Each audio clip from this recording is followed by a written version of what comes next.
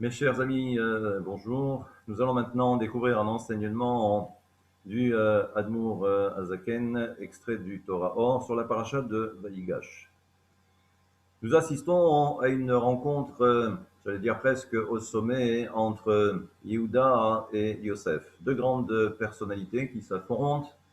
Et comme vous le savez maintenant, c'est que Yosef et Yehuda représentent deux dimensions particulières. Abraham représente la notion de chesed, autrement dit la séphira de chesed. Yitzhak représente la notion de gvura, donc la séphira de gvura, et nous avons Yaakov qui représente Tiferet.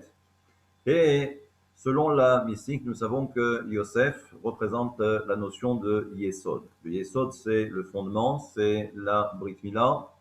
Et on peut également comprendre par rapport à cet enseignement qu'il existe une relation très étroite entre Yaakov et Yosef par rapport aux autres enfants. Et la raison est simple, c'est que nous savons que si Yaakov représente la séphira de Tiferet, c'est ce qu'on appelle le gouffre, c'est ce qu'on appelle le tronc, eh bien dans la continuité de ce gouffre, il y a bien évidemment la Brit Mila. Et les deux sont indissociables. Et donc c'est pour cette raison qu'il faudra comprendre que justement, il y avait ce lien très étroit entre Yaakov et Yosef. Maintenant, nous avons également Yehuda. Yehuda, c'est celui qui représente la séphira de Malchut, lui et également tous ses frères. Eh bien, pour essayer de comprendre maintenant comment est-ce que l'ensemble fonctionne, nous savons que Malchut, telle qu'elle est définie dans la mystique, elle n'a pas de lumière propre. Elle ne fait que recevoir ou elle ne fait que réfléchir la lumière des autres séphirotes qui lui sont supérieures. Autrement dit, qui proviennent du Ze'er Anpin. Eh bien, il faut savoir que la relation est établie entre le Yesod du Ze'er Anpin, le Yesod donc Yosef, et également la séphira de Malchut qui incarne ici Yehuda. Maintenant, on comprendra que Yehuda, c'est celui qui représente la Malchut, c'est celui qui représente la royauté. Et on peut bien également comprendre que Yehuda, dans son nom lui-même, porte les 4 lettres du tétragramme et la lettre Dalet. Le tétragramme, on peut comprendre parce que c'est celui qui représente en quelque sorte le Merkava, c'est celui qui représente le support même de la divinité ici-bas, à travers nos actions, parce que justement, lorsque un juif accomplit une mitzvah, eh bien, il dévoile à travers la mitzvah la volonté de Dieu. À partir de là, et on peut le comprendre aisément, quand un juif met les téphilines le matin, eh bien, il sait pourquoi il met les téphilines. Et il le sait, il sait très bien que c'est parce que c'est Dieu qui nous l'a demandé.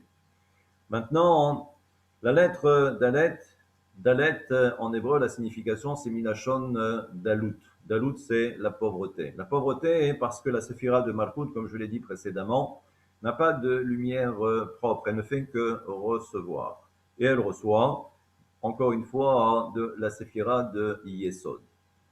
Maintenant, ce que nous voyons dans cette paracha de Vaïgash, c'est la rencontre entre Yosef, entre Yosef et Yehuda. C'est pour ça que le Zohar nous dira que Vaïgash, c'est justement rapprocher, c'est le rapprochement entre plusieurs mondes, entre le monde de Yosef et le monde de Yehuda.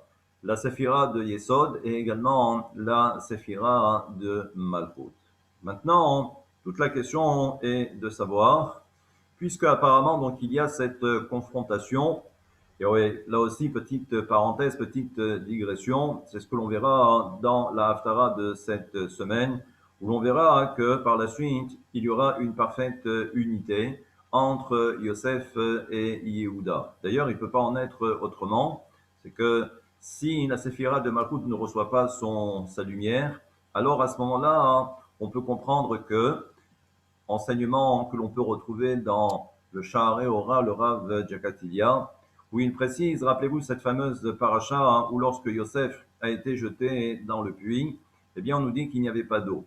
S'il n'y a pas d'eau, alors à ce moment-là, il n'y a que des scorpions et il n'y a que des serpents. L'image est très simple, c'est que s'il n'y a rien, si Malkout n'est pas en connexion directe avec le Yesod, alors à ce moment-là, la séphira de Malkout, eh bien, risque d'être placée ensuite sous l'emprise de ce que l'on va appeler la Sitra Achra, les forces du mal. À partir de là, pour le peuple d'Israël, qui lui aussi est lié, j'allais dire étroitement, à la Séphira de Malchut, parce que nous sommes les enfants de la Malchut.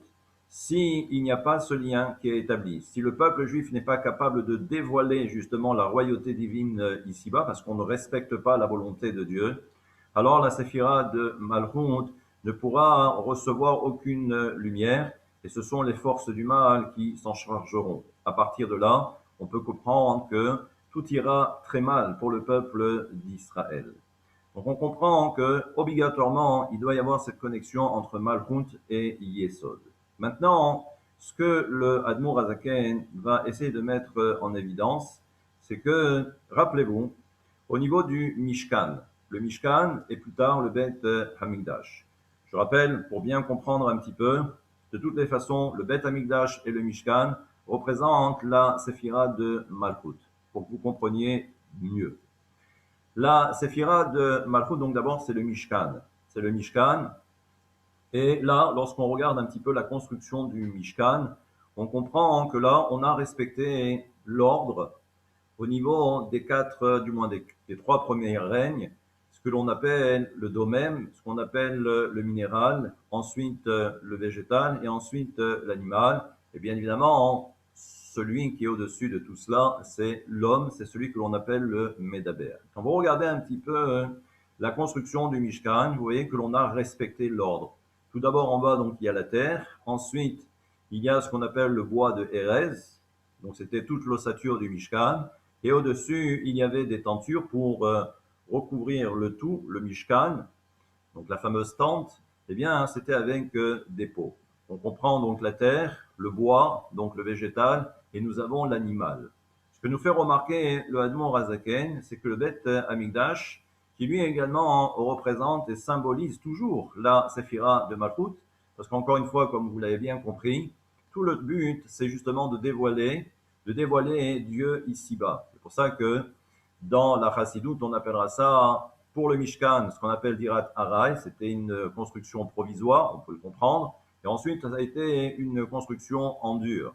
Et là, on s'aperçoit que les matériaux sont différents, parce que même le toit du Beth Amikdash, ce n'était plus des pots, mais c'était véritablement du dur, c'est-à-dire avec de la terre, du béton et ainsi de suite, comme on peut l'imaginer. Et là, ce que nous fait remarquer le Hadmour Azaken, c'est que à la fin des temps, eh bien, on ne respectera plus l'ordre. Ça veut dire quoi? Rappelez-vous, c'est que nous avons un principe. On nous dit que, sauf ma'aseh, b'mahashava techila. Lorsque l'on regarde un acte qui vient d'être accompli, il faut comprendre qu'en fait, cet acte était déjà dans l'esprit de celui qui a réalisé cet acte. Autrement dit, lorsque Dieu crée l'univers, on comprend bien que ce qu'il y avait dans l'esprit de Dieu, dans la mahashava, dans la pensée de Dieu, c'est ce qui est daté d'abord en premier. Autrement dit, l'homme, mais également le monde qui est le nôtre, parce que c'était la demeure de Dieu, ce qu'on appelle vraiment Dira Batartonim, c'est-à-dire c'est Dieu qui est en bas. Et c'était ça en fin de compte toute la finalité, c'était tout le but. Donc ce qu'il faut comprendre, ce n'est pas la fin, mais c'est comprendre ce qui était déjà prévu dans l'esprit, dans la Mahashava de Dieu. Et dans la Mahashava de Dieu, on comprend que justement, la séphira de Malchut, qui symbolise justement la terre, eh bien, à la fin des temps, il va se passer que quoi? C'est que la séphira de Malchut prendra le dessus, même sur le Zeher Anpin. Et là, il faut bien comprendre. Actuellement, dans le monde qui est le nôtre, dans la réalité qui est la nôtre, eh bien, nous savons que Malchut ne fait que recevoir. Elle reçoit du Zeher Anpin. Mais ce que nous fait ici remarquer le Hadmour Azaken, c'est que à la fin des temps, ce qu'on appelle les Hatim de l'Avo, lorsque il y aura Mashiach, alors à ce moment-là, Malchut deviendra ce qu'on appelle Ateret Baala. Elle deviendra la couronne de son père. pour l'instant, pardon, la couronne de son mari. Ça veut dire que pour l'instant, la séphira de Malchut est en bas. Mais là, elle va devenir la couronne de son mari. Ça veut dire qu'elle va être supérieure à son mari. Autrement dit, la séphira de Malchut sera supérieure au Zeher Anpin. Et là, on comprend maintenant, en fin de compte, toute cette confrontation entre Yehuda et Yosef. Yosef, pour l'instant, il est, par rapport à une situation donnée, c'est lui qui donne. D'ailleurs, c'est pourquoi, pour l'heure, il est le vice-pharaon ou il est le Melech. C'est celui qui donne, c'est celui qui est Mashbir. Le Mashbir, en hébreu, c'est celui qui donne à manger. C'est celui qui va nourrir le peuple. C'est celui qui est au-dessus des autres et au-dessus, bien évidemment, de Yehuda. Bien que Yehuda incarne la Malchut, il incarne la royauté. Mais ça, c'est pour l'instant. Mais à la fin des temps, on comprendra que Yehuda, c'est celui qui sera au-dessus du Zeher Anpin lui-même, au-dessus du Yesod, au-dessus de Yosef. Et d'ailleurs, à la fin, le Admour Azaken nous fait remarquer, et ça c'est une petite digression, et là ça mettra justement à l'honneur les femmes, pour bien comprendre que parfois, les femmes ont du mal à accepter certains principes. Eh bien, vous allez comprendre que pour l'instant, c'est vrai, la femme, elle est ce qu'on appelle le Mekabel. Elle est là pour recevoir. Et d'ailleurs, vous remarquerez que lorsque, au moment du mariage, le mari remet la bague, l'alliance à son épouse, eh bien, à ce moment-là, l'épouse ne dit rien. Elle ne fait que recevoir. C'est le mari qui parle et elle ne fait que recevoir. Et vous remarquerez que dans les bénédictions, ce qu'on appelle les Sheva Brachot, les bénédictions nuptiales, eh bien, on peut remarquer que dans une des bénédictions, il y a écrit Samea Khatan Vekala. Il réjouit le Khatan et la Kala. Et un peu plus loin, eh bien, dans la dernière bénédiction, Samea Khatan Im Akala. Ça veut dire que, comme l'explique le Admour Azaken, dans la première version, dans la première bénédiction, Samea Khatan Vekala, on comprend d'abord que il y a le Khatan et ensuite il y a la Kala. Ça veut dire que c'est le Khatan, toujours dans l'esprit, c'est le Zeher Anpin qui donne à la Kala, qui est la Malchut. Mais dans la deuxième bénédiction, Mesamea Khatan Ima Kala. Et là, l'enseignement du Admour Azaken, c'est de faire remarquer que quand est-ce que l'on va réjouir le Khatan, c'est grâce à la Kala. Ça veut dire que à la fin des temps, lorsque Malchut sera au-dessus du Zeher Anpin, que la femme sera au-dessus de son mari parce que elle sera la couronne de son mari, elle sera au-dessus de son mari, alors à ce moment-là, on comprendra que c'est pourquoi dans cette bénédiction, il y a écrit Kol Hatan et Kol Kala. Il y a la voix du Khatan et la voix de la Kala. Je vous rappelle que jusqu'à maintenant, la femme ne disait rien, elle ne faisait que recevoir l'alliance et elle ne disait pas un mot. À la fin des temps, eh bien, on verra que la femme aussi, ça sera Kol Kala. Ça veut dire que la femme s'exprimera et elle s'exprimera davantage que l'homme. Donc là, voilà un petit peu l'éclairage du Admour Azaken, quelques enseignements mystiques pour bien comprendre comment ça fonctionne. Petite parenthèse, je termine avec cela. On s'aperçoit que le point d'achoppement entre Yosef et Yehuda, c'est l'histoire de Binyamin. Pour que vous sachiez, c'est que Binyamin représente lui vraiment ce qu'on appelle le Bet Amikdash, c'est ce qu'on appelle le Yesod de Malchut. Mais c'est un peu compliqué, mais vous verrez que là aussi, à la fin des temps, quand le peuple d'Israël va arriver sur sa terre, on va voir qu'il y aura une relation très étroite entre Yehuda et Binyamin. D'ailleurs, c'est le même territoire, c'est le territoire de Jérusalem et avec le Beth Amikdash au milieu.